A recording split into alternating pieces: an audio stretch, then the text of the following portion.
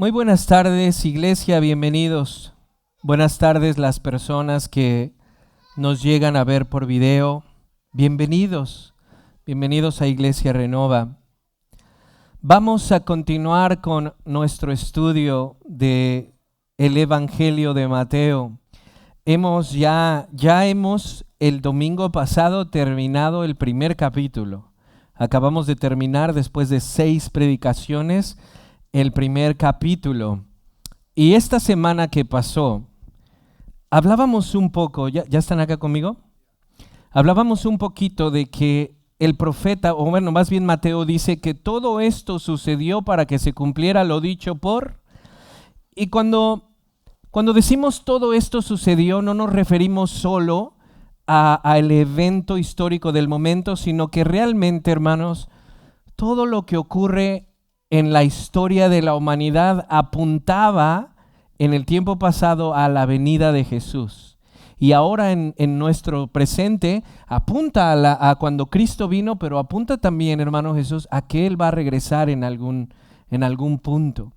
Entonces, todo esto sucedió denota que toda la historia, desde Génesis 3:15, desde ese momento, desde Génesis, se promete Jesús y todo apunta a ese momento. Entonces, cuando Mateo dice todo esto sucedió para que se cumpliera, no solo se refiere al hecho histórico cuando se anunció que la Virgen tendría un bebé, sino en general, hermanos, la historia apunta a Jesús. También hablamos que en aquellos tiempos el reino de Israel se dividió en norte y sur, y los reyes del norte querían conquistar el sur, que era Judá, y si eso pasaba, Dios no hubiese cumplido su promesa, porque de Judá vendría el Mesías. Entonces Isaías le dice al rey del momento de Judá, le dice: no te preocupes, la Virgen concebirá. Y es impresionante que 700 años antes de que Jesús llegara, Dios muestra a Isaías la forma en la que iba a llegar. ¿Y cómo era la forma? A través de una virgen. Es decir, 700 años antes se anunciaba que Jesús no nacería como cualquiera de nosotros. No habría una intervención de un padre biológico, sino un milagro en donde el Espíritu Santo traería ese milagro. La segunda persona de la Trinidad estaría en el vientre de María y nacería. Hablamos de su nombre, ¿se acuerdan? Jesús. Jesús significa Dios salva, Jehová salva. Y también hablamos de Emmanuel, porque en Isaías dice: pondrás nombre al niño Emmanuel, Dios con nosotros. Y en Mateo dice: llamarás al niño Jesús. Y algunos dicen: ¿por qué hay una contradicción? ¿Por qué Isaías dice Emmanuel y el ángel dice Jesús? No hay contradicción realmente, hermanos. Lo que pasa es de que el ángel nos dice cuál es la misión de ese bebé al darnos su nombre. Jesús es Jehová salva. En ese momento nos dice qué es lo que el niño va a hacer: salvar a su pueblo. Y Emmanuel significaba Dios con nosotros. Mientras Jesús nos dice qué es lo que el niño va a hacer, Emmanuel nos dice quién es ese bebé. Ese bebé es Dios con nosotros. Eso es prácticamente lo que vimos en la predicación pasada, y repito y les pido que las repasen entre semana. Ahí están en el canal de YouTube para que usted pueda estudiarlas, y también animo a que se una a una casa de los jueves o los viernes para repasar estos temas, mis amados hermanos. Hoy vamos a continuar con el estudio de Mateo. Abra su Biblia en Mateo capítulo 2, por favor. Mateo capítulo 2, y vamos a leer de los versos 1 al 12. Mateo 2, del 1 al 12. Acompáñenme en sus Biblias, mis amados hermanos.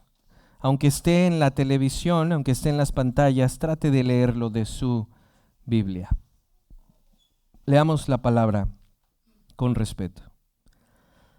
Después de nacer Jesús en Belén de Judea, en tiempos del rey Herodes, unos sabios del oriente llegaron a Jerusalén preguntando: ¿dónde está el rey de los judíos que ha nacido?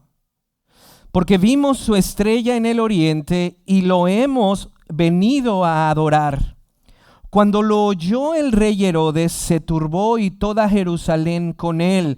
Entonces el rey reunió a todos los principales sacerdotes y escribas del pueblo y averiguó de ellos dónde había de nacer el Cristo. Y ellos le dijeron: en Belén de Judea, porque así está escrito por el profeta: y tú, Belén, tierra de Judá, de ningún modo eres la más pequeña entre los príncipes de Judá, porque de ti saldrá un gobernante que pastoreará a mi pueblo Israel. Verso 7. Entonces Herodes llamó a los sabios en secreto, y de ellos determinó el tiempo exacto en que había aparecido la estrella. Y enviándolos a Belén dijo: vayan y busquen con diligencia al niño, y cuando lo encuentren avísenme para que yo también vaya y lo adore. Después de oír al rey, los sabios se fueron, y la estrella que habían visto en el oriente iba delante de ellos, hasta que llegó y se detuvo sobre el lugar donde estaba el niño. Cuando vieron la estrella, se regocijaron mucho, con gran alegría. Entrando en la casa, vieron al niño con su madre María, y postrándose lo adoraron, y abrieron sus tesoros, le presentaron obsequios de oro, incienso y mirra. Último verso. Y habiendo sido advertidos por Dios en sueños que no volvieran a Herodes, se fueron para su tierra por otro camino. Oh Señor, bendice tu palabra. Ayuda al predicador y abre el corazón del oyente. Por el poder del Espíritu Santo, los méritos de Jesucristo. Amén. Hermanos, lo primero que hace Mateo, vamos a estar viendo estos 12 versos.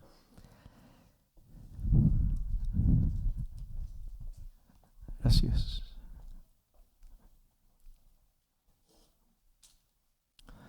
Lo primero que hace Mateo como un buen, llamémoslo historiador, aunque es un apóstol y la palabra está inspirada, como un buen historiador, es darnos lugar y tiempo. Y eso nos ayuda a volver a comprender, hermanos, que Jesús no es una persona mítica. No es alguien que maybe vino y creemos y probablemente, sino que al decirnos en dónde nace y quién era el rey del tiempo, nos pone en un contexto exacto. Eso hacen los historiadores, hermanos. La forma en la que estudiamos historia es diferente a la forma en que estudiamos la ciencia actual. La historia se estudia conforme a los datos que tienes alrededor de diferentes fuentes, y eso es lo que hace Mateo. Nos dice que Jesús nació en Belén y que en aquel tiempo había un tal rey llamado Herodes. Eso nos ayuda, hermanos, porque en la historia misma de Roma están los nombres de estos reyes, incluyendo Herodes. Entonces, lo que hace Mateo es darnos esa información. Jesús nace en Belén y en ese tiempo había un hombre, un rey llamado Herodes, y quiero que sepa que ese hombre era Herodes el primero, Herodes primero o Herodes el Grande, que Jesús realmente no lo conoció, porque Jesús apenas estaba bebé cuando pasó esto. Entonces, una vez dicho esto, que Mateo nos ayuda a entender que hay un lugar y hay un tiempo, quisiera que veamos esa aldea, ese pueblito llamado Belén. Hermanos, nuestro Salvador, la segunda persona de la Trinidad, Dios exaltado y eterno, nació en una aldea llamada, o pueblito, llamada Belén. Y Belén realmente, aunque es un pueblo muy pequeño, estuve tratando de estudiar un poquito eso, es un pueblo pequeño, es importante ese lugar en la Biblia. Y quisiera que veamos, hermanos, qué tan importante es Belén y por qué Jesús nace ahí. ¿Por qué nace en Belén? ¿Por qué no en Jerusalén, por ejemplo, que era la capital de Judá? Jerusalén era el lugar donde estaba el templo. Entonces, uno podría pensar, bueno, yo creo que sería más fácil que naciera en Jerusalén porque ahí está el templo, ahí hay reyes, ahí están los gobernadores, pero no, hermanos, nace en una aldea más o menos a 6 millas, entre 6 y 8 millas de Jerusalén. Belén. Belén definitivamente, hermanos, es un lugar importante. Y aunque yo sé que muchos de ustedes lo saben, tengo que decirlo. Belén es precisamente en donde vivía el rey David y su familia, Isaí. Ellos son de Belén. Quiero que me acompañes al primer libro de Samuel, por favor. No es casualidad que nuestro Señor haya nacido en Belén.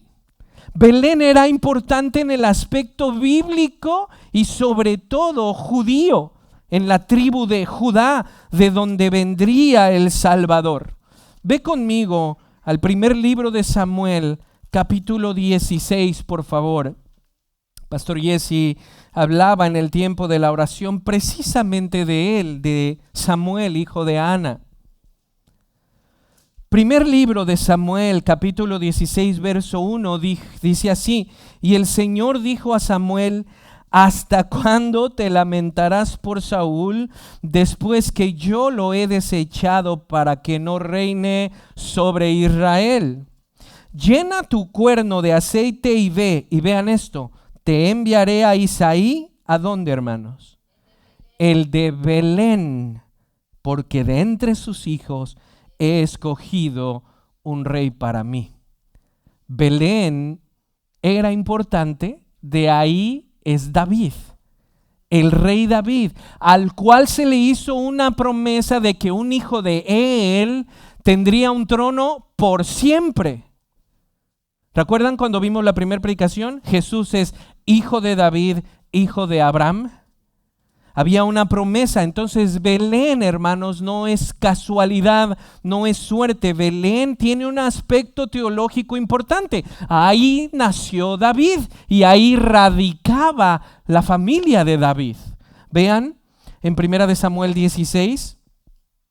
Pero en el verso 13, vean algo muy significativo que ocurrió precisamente en esa pequeña aldea en donde probablemente nadie se fijaba. Vean en el verso 13, entonces Samuel tomó el cuerno de aceite y lo ungió en medio de sus hermanos, y el Espíritu del Señor vino poderosamente sobre David desde aquel día en adelante. Luego Samuel se levantó y se fue a Ramá. David fue ungido rey en Belén. Y en la historia de Israel y sobre todo de Judá no ha habido rey más grande que David. David fue un conquistador, hermanos, yo se los he repetido en varias ocasiones. David fue conquistador, el Señor estaba con él y le dijo: te daré a tus enemigos, yo estoy contigo. Y David empezó a conquistar diferentes áreas. Ya con Salomón no fue tanto conquista, sino ya tener la administración de lo conquistado. Pero David fue un rey de Israel, y en David todavía la nación estaba completa, tía Mimi, no se había dividido en dos. Eran todas las tribus bajo un solo rey, David. Por eso se prometía que cuando el hijo de David viniera, ya no habría otra vez esa división, sino que el hijo de David volvería a juntar a todos en él. No importa si eran de Israel norte o sur Judá. Belén, hermanos, es importante. ¿Están conmigo? Ahora,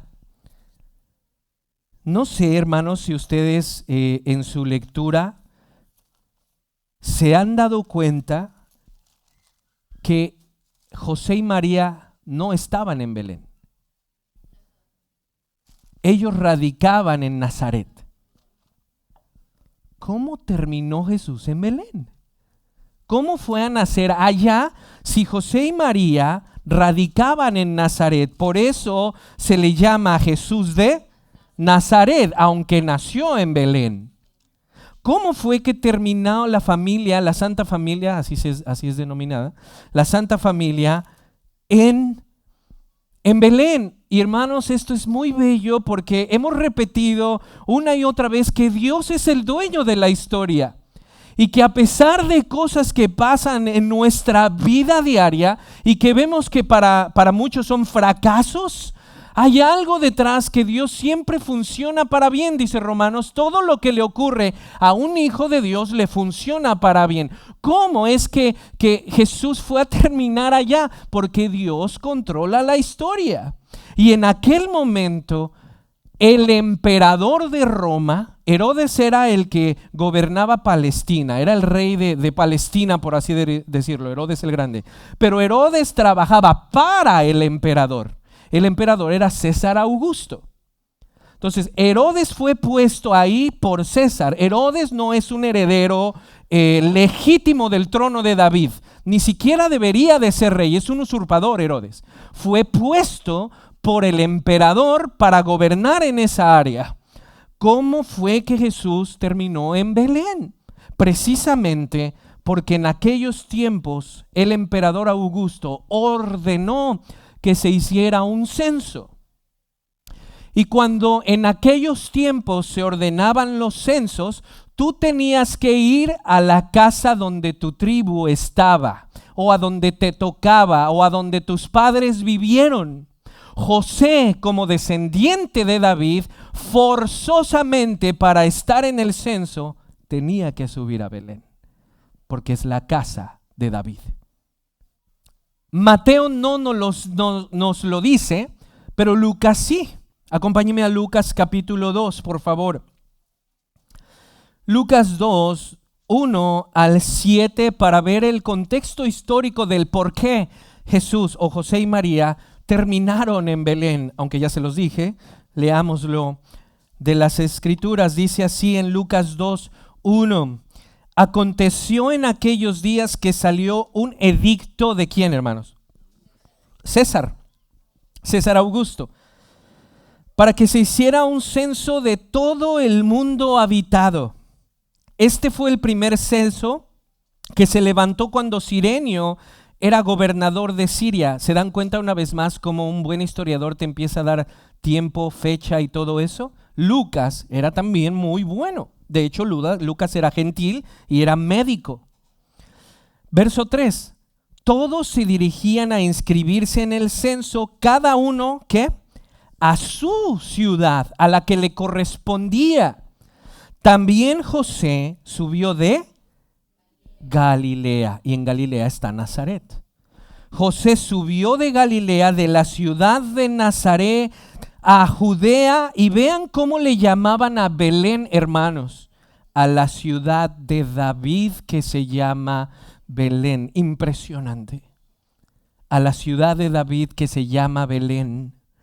Entonces sube porque él era de la casa y la familia de David, para inscribirse junto con María, comprometida para casarse con él, la cual estaba embarazada. Sucedió que mientras estaban ellos allí, vean, se cumplieron los días de su alumbramiento, y dio a luz a su hijo primogénito, lo envolvió en pañales y lo acostó en un pesebre, porque no había lugar para ellos en el mesón.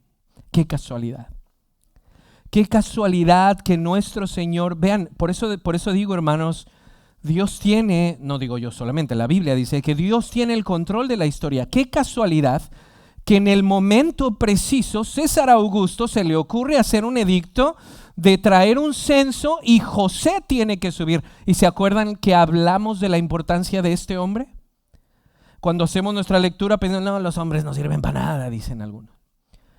¿Qué pasó? José, para hacer todos estos papeleos, Dios lo escogió, y para darle el apellido davídico al Señor.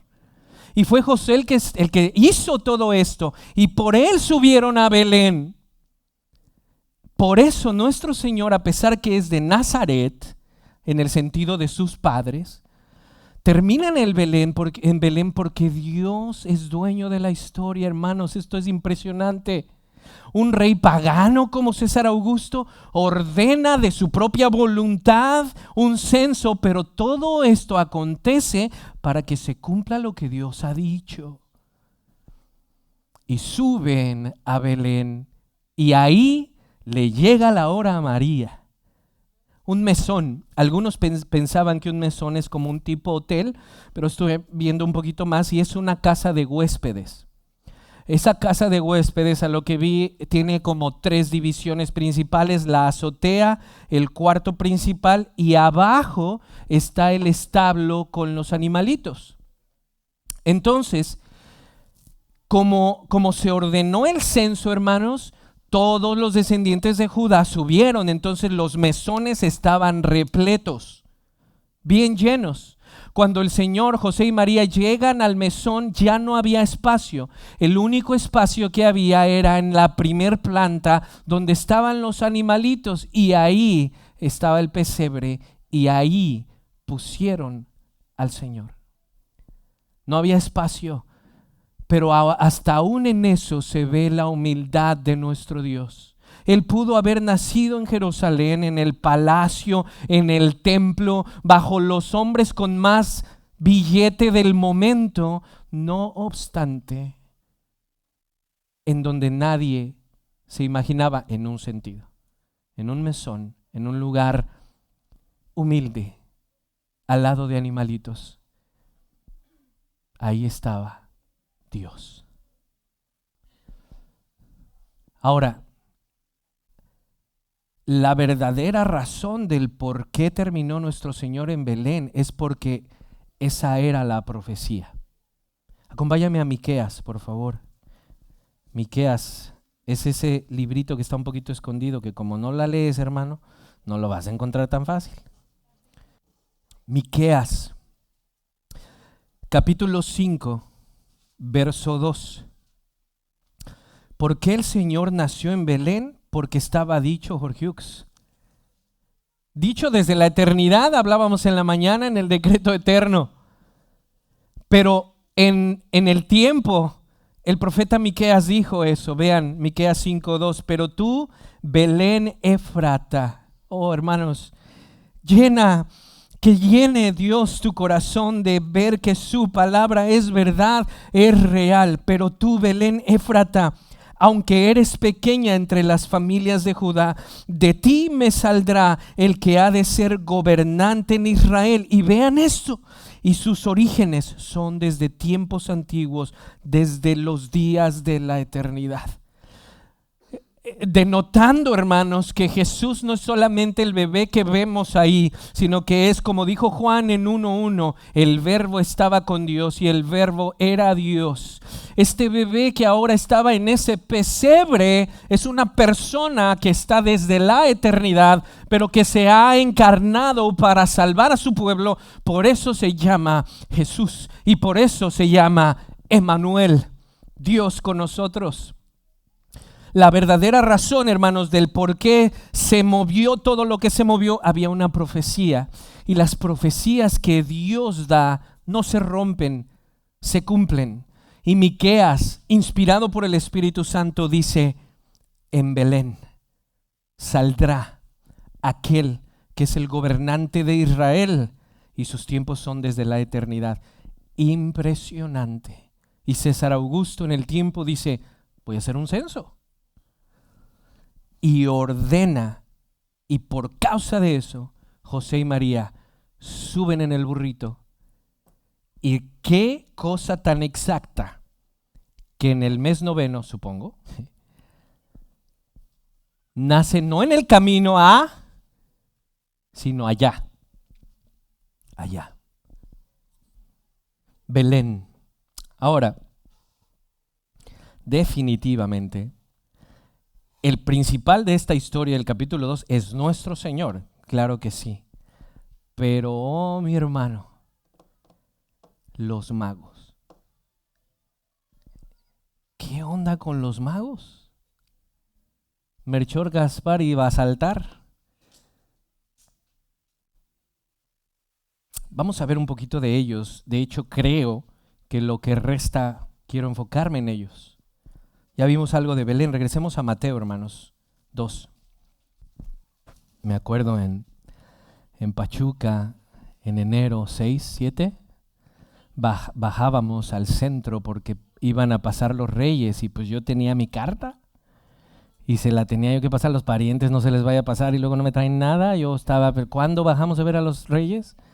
Porque ahí en ese tiempo tenías la oportunidad de tú pasársela a Basaltar, ¿sí? Y no sé por qué siempre era morenito Basaltar, yo no sé. Pues digo, siempre era así. Y yo me acuerdo dársela un par de veces a él. Yo lo tengo aquí. Venían los 3 reyes en el desfile y todo eso. Y ya cuando no iba a haber desfile o por algo, pues ya la ponías en tu casa, en un zapato. A veces no me llevaban. Esa ilusión, ¿no?, de los reyes. Bueno, toda esa leyenda viene de ellos, de los magos que vamos a ver hoy. Mateo 2:2 dice que, más bien 1, que después de nacer Jesús en Belén, ya vimos eso de Judea en tiempos del rey Herodes, unos sabios. Y si ustedes se dan cuenta, en su Biblia de las Américas tiene una nota al pie, por eso tiene el numerito 1. Se les denominaban magos. Unos sabios o magos del oriente llegaron a Jerusalén preguntando, verso 2, ¿dónde está? Y aquí viene la frase, hermanos, el rey de los judíos. Espérame tantito. Herodes ahí sintió frío, ¿sí? Sudó frío Herodes ahí. ¿Dónde está el rey de los judíos? Porque que ha nacido. ¿Por qué?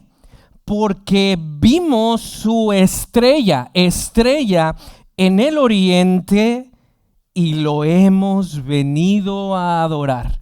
Hay muchas cosas que rescatar de aquí. Por ejemplo, fueron a Jerusalén. Por lo que decíamos, ¿no? Jerusalén es la capital, ahí está el templo. Lo más seguro es que la estrella está somewhere there, por ahí, para los que no hablan inglés. Por ahí está la estrella, tenemos que ir a Jerusalén. Impresionante. Ahora, muchos comentaristas creen que la estrella es resultado de lo que dice en Números 24:17. Vamos a verlo rápidamente. Muchos comentaristas creen que eso de la estrella fue algo profetizado directa o indirectamente por Balaam. Miren, lo veo pero no ahora, lo contemplo pero no de cerca. Una estrella saldrá de Jacob y su cetro se levantará de Israel, que aplastará la frente de Moab y derrumbará a todos los hijos de Set. La mayoría de los comentaristas dicen que esta profecía de Números, que la estrella haya aparecido en aquel tiempo, es resultado de lo que Balaam vio en su profecía. Una estrella saldrá de Jacob, y en este sentido se refiere a nuestro Señor, porque Él es la estrella, el lucero de la mañana, pero en un sentido literal, había una estrella que estos hombres observaron y que fueron hacia ella porque conocían acerca de la profecía. Ahora, ¿por qué unos magos paganos que no son hebreos conocerían esto? Bueno, en el tiempo de la deportación, hermanos, cuando Babilonia llega y arrasa con Judá, se llevan a muchos cautivos y está el imperio de los babilonios y después vienen los medos y los persas y después los griegos y después los romanos. Bueno, en aquel tiempo que se llevaron a muchos israelitas en el cautiverio, entre ese cautiverio y entre ese exilio estamos casi seguros que anunciaban que un día llegaría el Salvador, a alguien que salvaría al pueblo de Israel y a las naciones, como se le prometió a Abraham. Y creemos, o creen los comentaristas, que de cierta manera los que fueron exiliados hablaban de que un día aparecería la estrella de Jacob. Entonces, por esa razón se cree que a través del exilio, las naciones que estuvieron en contacto con los israelitas conocían de aquel que un día vendría y de su estrella. Y en este caso, los magos conocían. Ahora, ¿sí me expliqué con lo que dije? Y fíjese, a través de un exilio, el evangelio se expandió. Para las personas eso era desastre, obviamente. Pero en medio del desastre, el evangelio se expandió hacia las naciones a donde los llevaron exiliados. Un paréntesis, porque a veces las cosas que nos pasan son, no a veces, siempre por algo, y a veces es en beneficio al evangelio. Bueno, ahora, ¿por qué les decían magos, hermanos? El calificativo magos se utilizaba para hablar de personas que provenían precisamente de los medos, el imperio medo-persa. Y como los hebreos tuvieron que ver con ellos, en un sentido, por eso creemos que sabían de la profecía. El calificativo mago se utilizaba para hablar de personas que provenían de los medos, que estudiaban aspectos relacionados precisamente con las estrellas, con los planetas, con los cometas, es decir, con los astros. Estos hombres se dedicaban, que se les calificaba como magos, se dedicaban a estudiar los astros, los planetas, y sobre todo un énfasis, un enfoque en las estrellas. Eran lo que es conocido hoy como un astrónomo. Ahora, definitivamente había muchísima superstición en la forma en la que hacían las cosas. ¿Están conmigo? Sí, definitivamente había superstición. Pero ellos estaban interesados en todo lo que tenía que ver con las estrellas y algún tipo de profecía o augurio alrededor de ellos o de algo que habían escuchado o algo así. Entonces, quiero hacer una aclaración. Hay una diferencia entre astrónomo y astrólogo.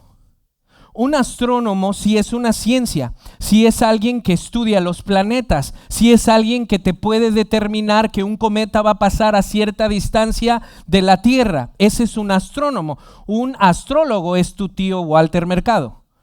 Ese es un astrólogo.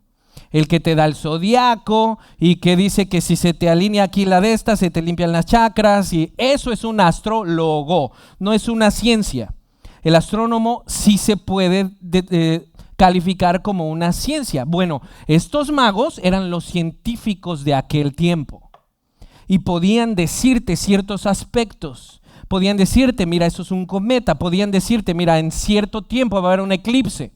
Porque no era más de, mira, estuve yo así y viene un eclipse. No, sí estudiaban los planetas, sí estudiaban los movimientos. Y repito, enfáticamente estudiaban las estrellas.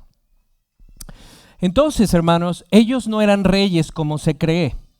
Los Reyes Magos es una leyenda que viene ya en el siglo VI, VII, VIII, que aquellos que visitaron a Jesús eran reyes. Eso es más una interpretación tradicional que lo que la Biblia dice. La Biblia dice que eran magos y de acuerdo con el término eran aquellos que estudiaban los astros. No eran reyes. Eso ya viene después. Entonces hay una diferencia, hermanos, entre astrónomos y astrólogos. Entonces repito. El astrónomo sí estudia las leyes de los planetas, el astrólogo pues es como tu tío Walter Mercado. Vayan conmigo a Isaías rápidamente. ¿Sí saben quién es Walter Mercado? De veras, ni han de saber. Es similar al de te doy todo lo que me sobra. ¿Por qué nace esa interpretación de que eran reyes y no tanto magos?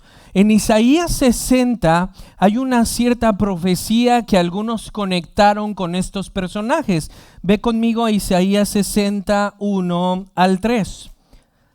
Y dice así, Isaías 60 del 1 al 3. Levántate, resplandece porque ha llegado tu luz y la gloria del Señor ha amanecido sobre ti, porque tinieblas cubrirán la tierra y densa obscuridad los pueblos, pero, dice el Señor, sobre ti amanecerá el Señor y sobre ti aparecerá su gloria. Verso 3, hermanos. Esto es lo que está empezando a cumplirse en el nacimiento del Señor en los magos. Vean.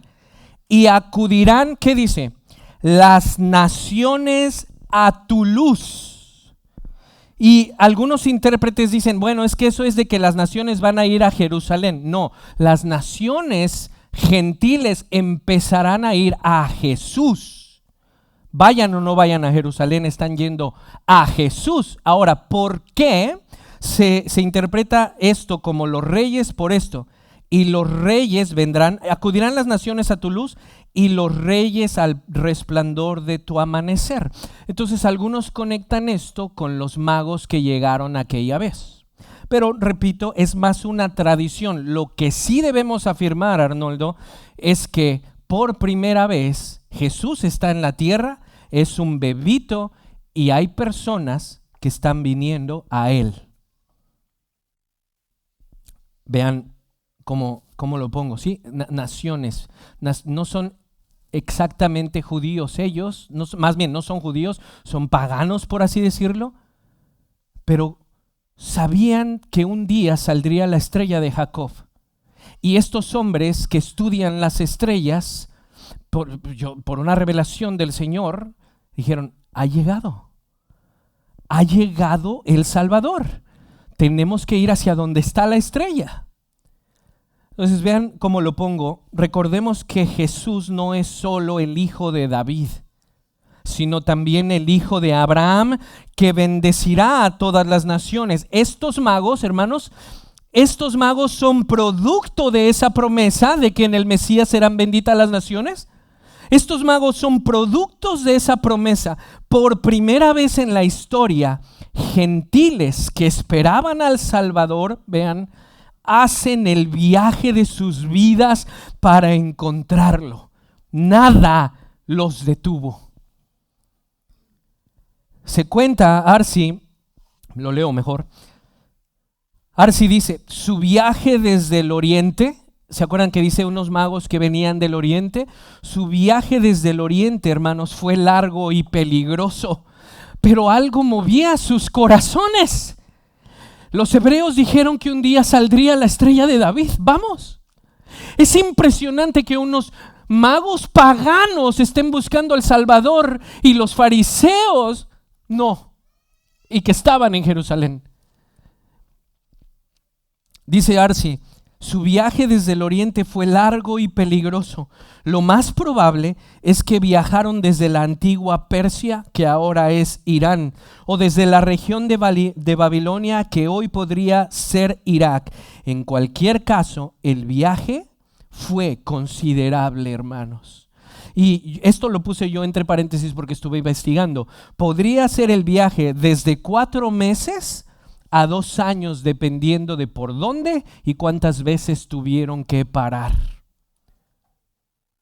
Obviamente no había Uber, hermano. En tu camellito, supongo que iban en camello, ¿no? Siempre las ponen en camello. Hermanos, ¿cómo es posible que a estos magos que no son directamente del pueblo que recibieron los pactos, pero sí oyeron el mensaje del evangelio, estén dejando su casa, su comodidad y todo por un encuentro con ese bebé? Y dejar literalmente todo y tener que viajar, como digo, de 4 a 2, dependiendo, no sé, nadie sabe realmente cuánto se tardaron, pero el viaje fue largo y peligroso. Pero había fuego en sus corazones, hermanos, que muchos de nosotros se nos apaga de vez en vez porque perdemos el enfoque de a quién y a dónde vamos. Perdemos el enfoque de a dónde vamos y a quién estamos siguiendo y en dónde debe de estar la vista. Estos hombres estaban enfocados, hermanos.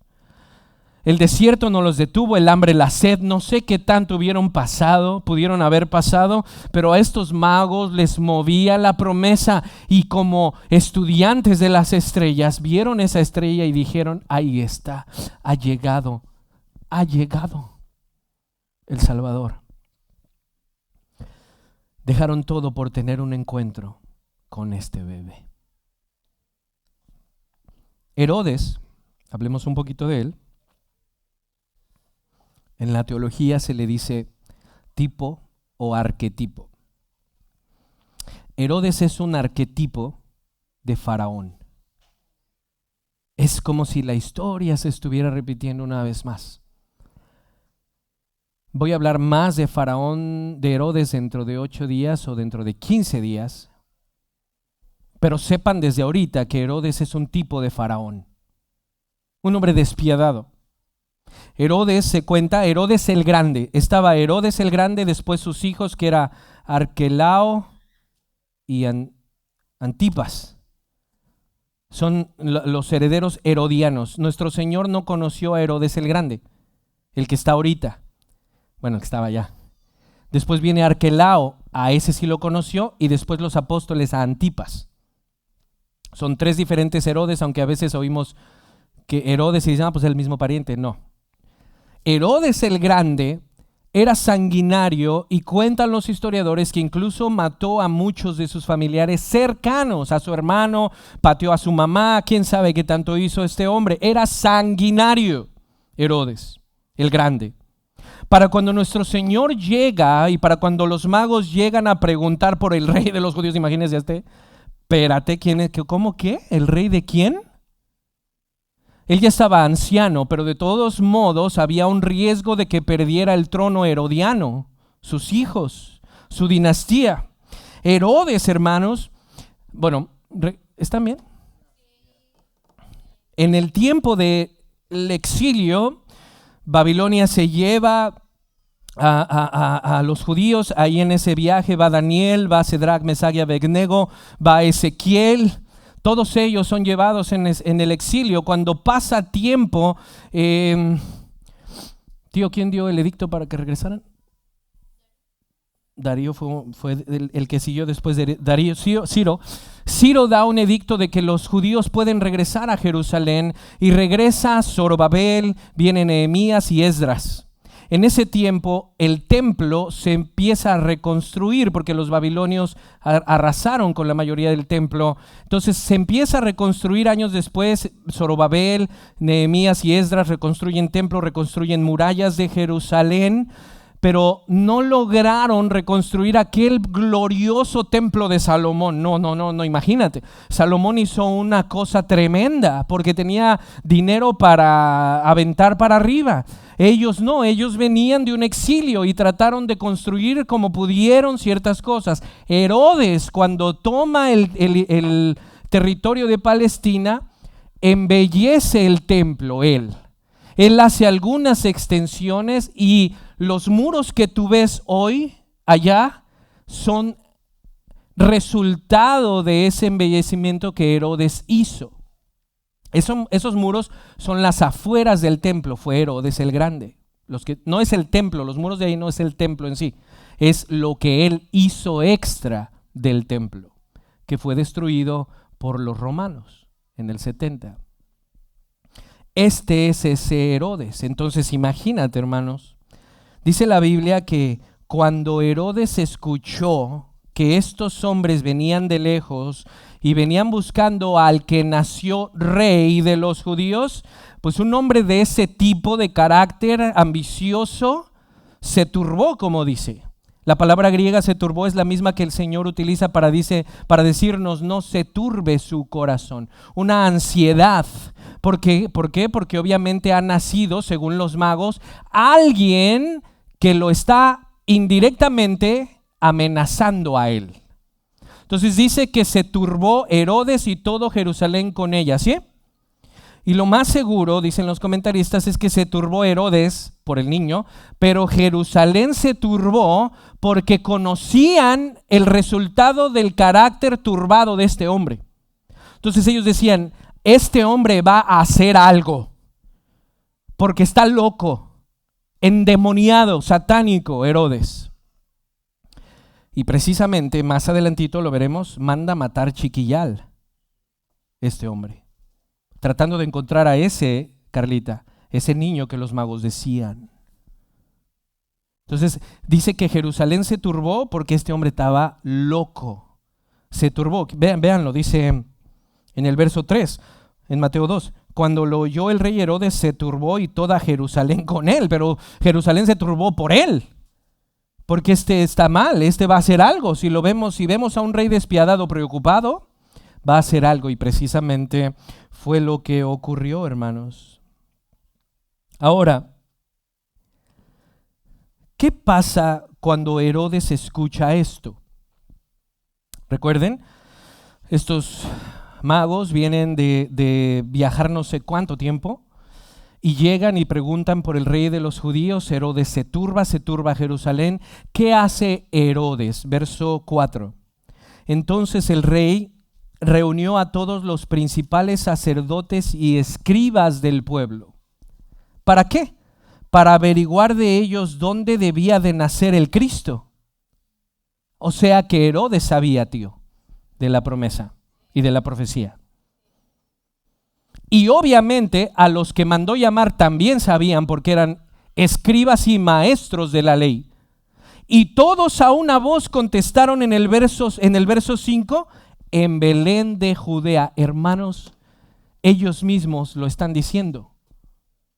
Ellos mismos están diciendo que el Mesías tenía que nacer a fuercitas en Belén, y Jesús está naciendo en Belén, y no lo vieron. Pero unos magos de lejos, paganos, venían viajando el viaje de sus vidas para encontrarse con un bebé, y los que están a 6 millas y tienen la palabra escrita, no lo ven. Que no suceda eso con los cristianos de hoy. Y cristianos digo en paréntesis, que como estamos tan acostumbrados, perdemos el asombro y perdemos el enfoque. Estos hombres, ¿sí me explico? Los manda llamar, ellos dicen Belén de Judea porque así está escrito, y citan, y tú Belén, y citan específicamente lo que dijo Miqueas años atrás. Ahora, Herodes tiene un plan, y aún aquí vemos la soberanía de Dios, hermanos, porque vean el verso 7. Llegaron los magos, preguntaron. Herodes mandó llamar a los maestros y a los escribas, ya le dijeron en dónde, y ahora Herodes vuelve a llamar a los magos. Miren, entonces Herodes llamó a los sabios o magos en secreto, y de ellos determinó el tiempo exacto en que había aparecido la estrella. Recuerden que la estrella está dirigiendo a los magos. Y enviándolos a Belén, vean lo que hace y enviándolos a Belén dijo, vayan y busquen con diligencia al niño, y cuando lo encuentren, avísenme para que yo también vaya y lo adore. Sí, Chucho. Sí. Ahorita venimos. Obviamente detrás de esto hay, en cuanto sepa dónde está, voy a ir y lo voy a matar. Y aún en la soberanía de Dios, digo yo, pudo haber mandado una guardia con los magos. Espérate, mira, agarra mi carruaje, vayan muchachos y mis parientes los van a acompañar. Y no, van solos. En la soberanía de Dios. ¿Están conmigo? Ahora, hermanos, volvamos a los magos, porque aquí se ponen... Aquí está ¿cómo se dice? La cúspide. La cúspide, la parte de la película que esperas. Todo lo que ellos han esperado, que yo no sé cuántos años, hermanos, esto es extra bíblico, pero ponte a pensar cuántos años estuvieron esperando la estrella, y por fin la ven y dicen, ha llegado muchachos, vámonos. Vámonos, y arrancaron y todo eso. Hermanos, ve conmigo el gozo que ellos tienen. Entonces este loco de Herodes los manda, ¿no? Vayan y me dicen dónde está el rey de los cielos para que yo vaya también y yo lo adore. Vean en el verso 9, regresemos a ellos. Después de oír al rey, los sabios se fueron y la estrella, una vez más, hermanos, y la estrella que habían visto del oriente iba delante de ellos. Esto a mí, esto está de, ¿sí? Y la estrella los dirigía hasta que llegó y se detuvo precisamente en el mesón donde estaba el bebé. Obviamente los liberales no creen esto, dicen no, tiene que haber algún tipo de forma de no. Yo creo, hermanos, que así como en el Antiguo Testamento la nube y la columna de fuego dirigía, de alguna forma, esta estrella iba guiando a hombres con hambre de ese bebé, con esperanza, con fe, en calor, en lluvia, yo no sé, pero no les importaba nada. Ellos tenían una meta, Él. Y esta estrella se para, no sé, hermanos, ¿cómo te lo imaginas tú? Yo creo que se paró ahí y alumbró más de lo normal, no sé. Y todo el viaje en ese momento valió la pena. Todo el viaje que tuvieron valió la pena. Vean, hermanos, dice el griego que se contentaron con muy grande, extra, super, mega gozo, algo así es lo que quiere decir. Que estaban bien contentos, como ustedes cuando vienen el domingo a la iglesia. Algo así más o menos, que vienen aquí a la estrella de Belén que está aquí, ¿sí? Así, ese mismo gozo. Estaban muy contentos, tenían enfoque. ¿A dónde voy y por qué voy? Por Él. Todo ese viaje se reduce y como que la cámara de la película se enfoca en el mesón, ahí abajo se enfoca en José, María, el bebé y estos hombres llegando, que se presupone que son 3 porque son 3 regalos, pero no sabemos cuántos son. Pudieron haber sido más. Arsi dice, cuando la estrella que los guiaba los llevó hasta María, José y el niño, se llenaron de gozo. Felices.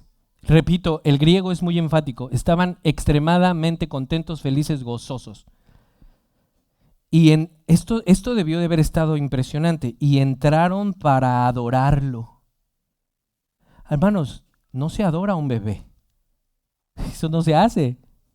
A menos que sepas que es divino. Adorarlo. Debemos preguntarnos, dice Arlie, ¿qué pasaba por la mente de María y José cuando aquella comitiva llegó trayendo tesoros y postrándose de rodillas para adorar a su hijo? Porque eso es algo que no pensamos, ¿no? María y José, ¿qué es esto?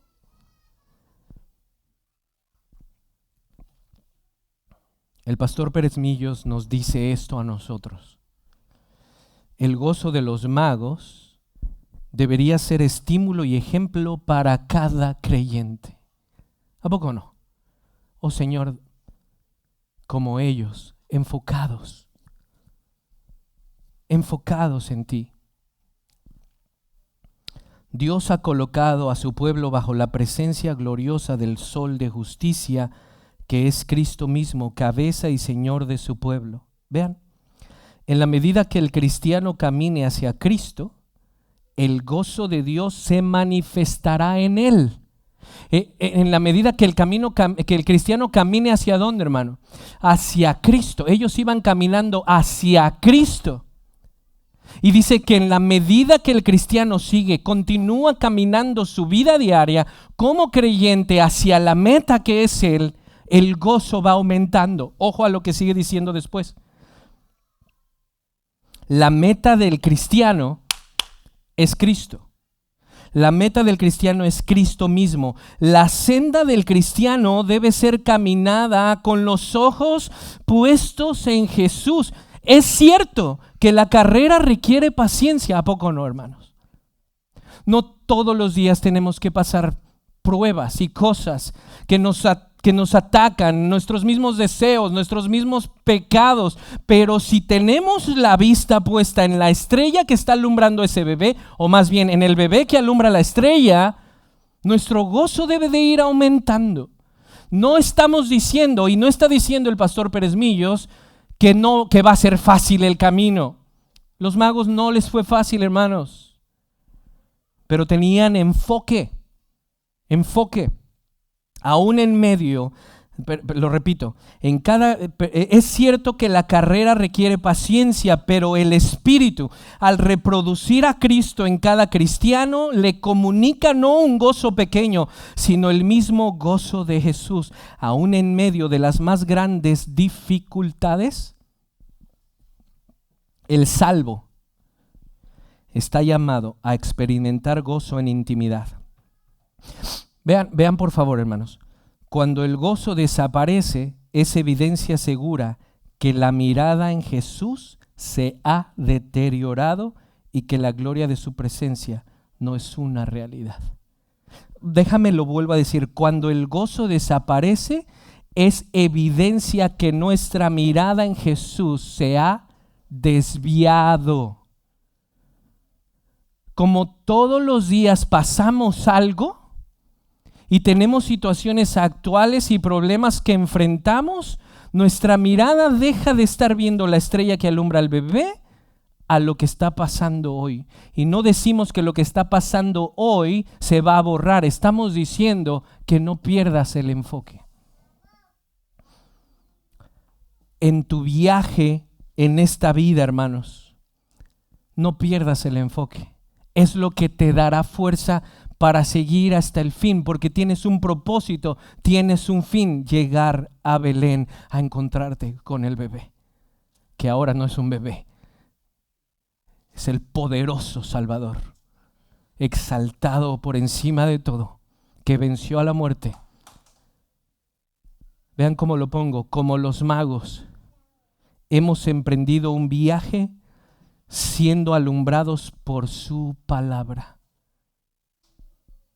para llegar al verdadero conocimiento de Cristo. En nuestra vida habrá muchos Herodes, muchas millas que recorrer, muchos desiertos por atravesar, pero hermanos, un solo momento frente a ese bebé habrá valido todo el viaje.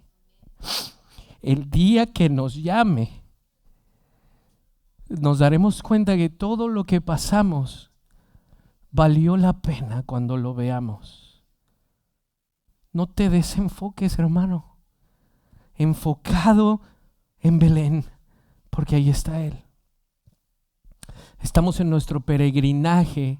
Vamos a sufrir, nos van a traicionar, hay pecado, nos va a doler, nosotros mismos vamos a traicionar a alguien. No te desenfoques. Enfocado, hermano. Y aquel momento cuando nos llame o Él regrese, te darás cuenta que todo valió la pena.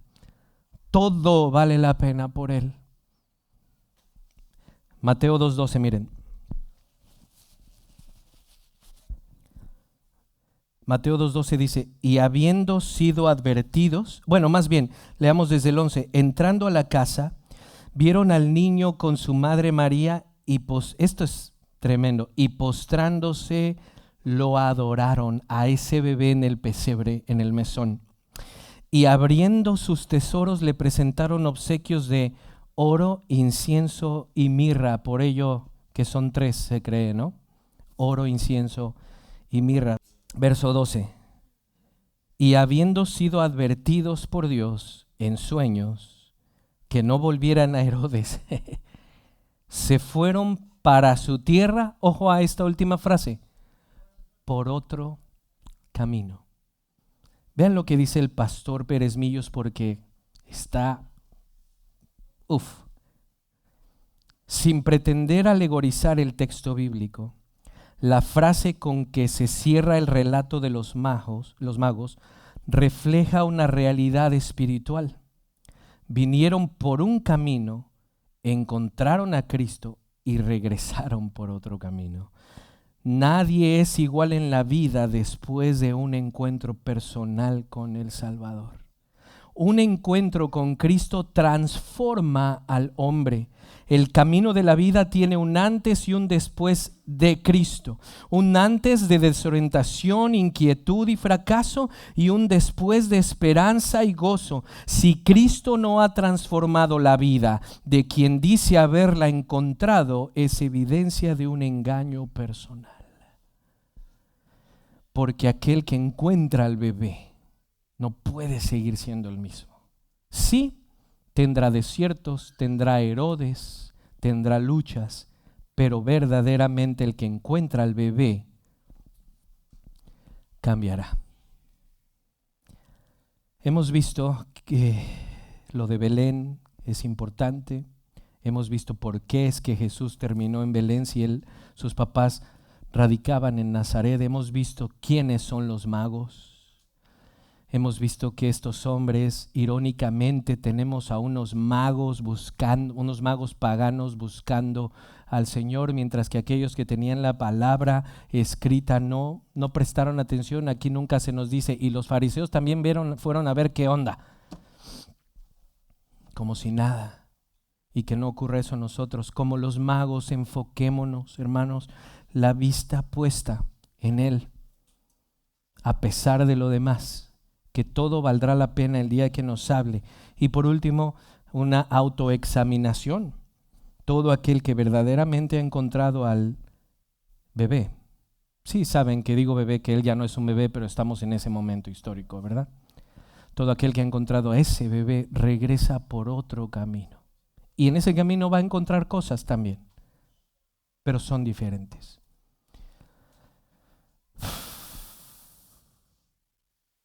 Hay una canción que canta Marcos Vidal, que es para mí uno de los mejores compositores de hoy, y es muy similar a los magos. Algo que pasó con los magos, ¿no? Que llegaron. Hermanos, debió de haber sido muy bello verlos adorar al Señor, ¿no? Entonces, Vidal pone esta canción como que él estuvo en el mesón. Y de cierta manera, él no es de que él era como uno de los magos, sino que él vive en su canción, en su experiencia, precisamente algo similar. Yo también conozco a ese bebé, no directamente así histórico, pero me pasó lo mismo. Según yo te llevaba un regalo y terminé siendo salvo por ti. Le da el clavo la canción y me gustaría que tú la escuches con lo que acabamos de oír de los magos, ¿no? De ese encuentro que tuvieron los magos con el Señor, y en este caso Vidal, que lo pone en su canción.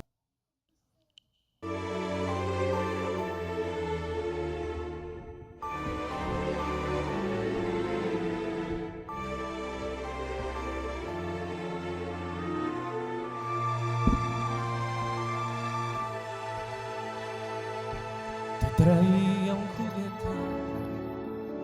porque sé que eres niño y he pensado que echarías mano de él, y no me han dejado entrar. Dicen que te voy a despertar y mi aspecto no es el mejor que digamos, y aún así me he colado entre San José y la Mula y he caído arrodillado ante ti. No he podido contenerme, te he besado solo al verte y me han echado de allí inmediatamente. Lo que no sabes es que yo te he secuestrado,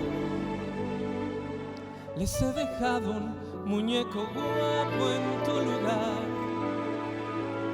y ahora te llevo aquí conmigo y no te vuelvo a soltar nunca más, niño. No he venido de tan lejos para nada.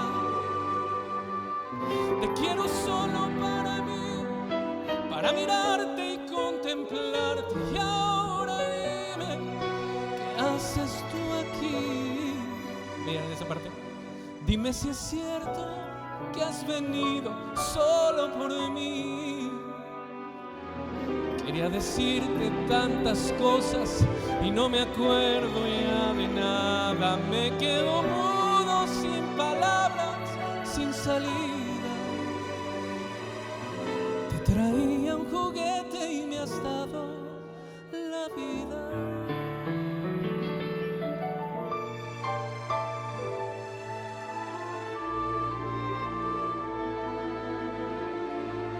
Después de conocerte, no quiero ser el mismo, vean. Y he tratado 100.000 veces de cambiar, pero esta naturaleza se revuelve y no me deja. No es tan fácil seguir tus huellas. Sin embargo, conservo tu latido en mi pecho, recordándome que aún estás aquí, doblegándome el orgullo. Y por más que me equivoque, nunca me olvidarás, porque me has hecho tuyo.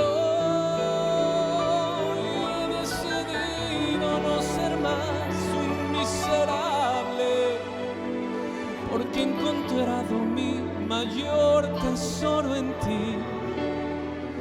Y aunque se vayan, yo me quedo junto al zurrón que dejó el tamborilero. No me muevo de tu lado para nada. Vean esa parte, hermanos.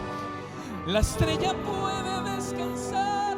Dile que yo me quedo en su lugar por si alguien